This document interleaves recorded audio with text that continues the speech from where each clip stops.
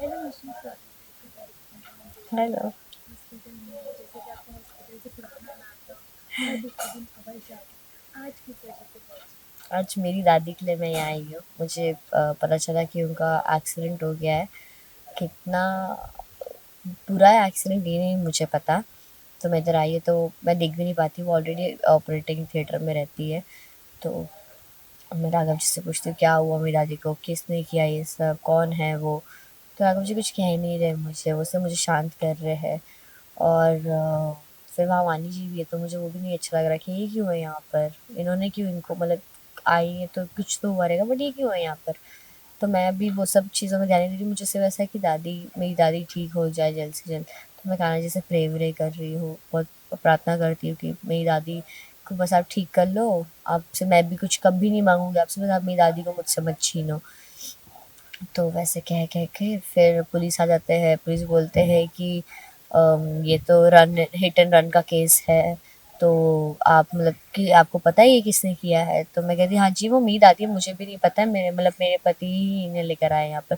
तो वो इन पे शक कर रहे थे, तो मैं कहती हूँ कि अरे आप इन पे क्यों शक कर रहे हैं, तुम्हारे पति है तो खुद इन्हें यहाँ लेकर आए हैं।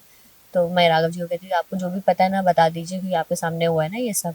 तो कौन सी गाड़ी थी, कौन चला रहा था, जो आपको पता बता दीजिए। तो राघव जी शांत रहते, राघव जी बोलते हैं कि मैं गाड़ी चला रहा था, तुमसे बात कर रहा था। और उतने में अचानक फिर उतने में तो वानी जी आ जाती है बोलने के लिए कि एक्चुअली ऐसा हुआ था कि गाड़ी राघव के सामने एक गाड़ी ने दादी को टक्कर मार दी, और वो इतना भयानक था कि राघव घबरा गया उस चीज़ से, तो इसे कुछ कह नहीं पा रहा है ना राघव।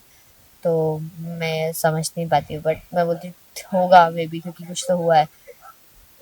फिर ऐसा ऐसा कह के मुझे बोलते हैं कि मैं भी कहती हूँ कि ठीक है पुलिस साहब आप जल्दी से जल्दी से पकड़ लीजिए। तो उतने में एक आदमी आता है, बोलते नहीं मैडम झूठ कह रही है, गाड़ी से टक्कर नहीं हुई थी, जीप से टक्कर हुई थी। तो मैंने कहा हाँ ठीक है हुई तो थी ना। मैं बोलती हूँ पुलिस को ठीक है आप कोई नहीं, आप जाके पकड़ लीजिए उसे जल्द से जल्द।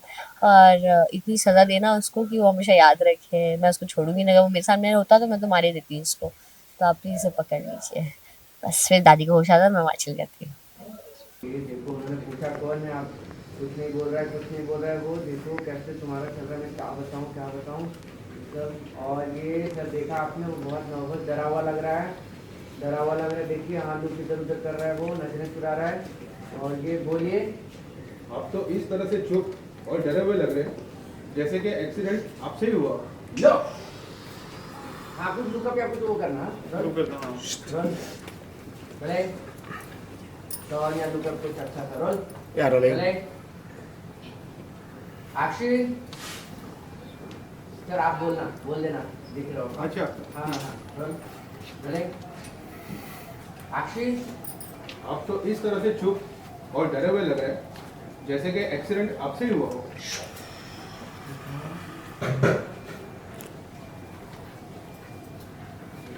कंटिन्यू। इंस्पेक्टर साहब क्या कह रहे? हमारे पति पर आप ऐसा आरोप कैसे लगा सकते? हमारी दादी का एक्सीडेंट हुआ है कि खुद हमारी दादी को यहाँ अस्पताल लेकर आए।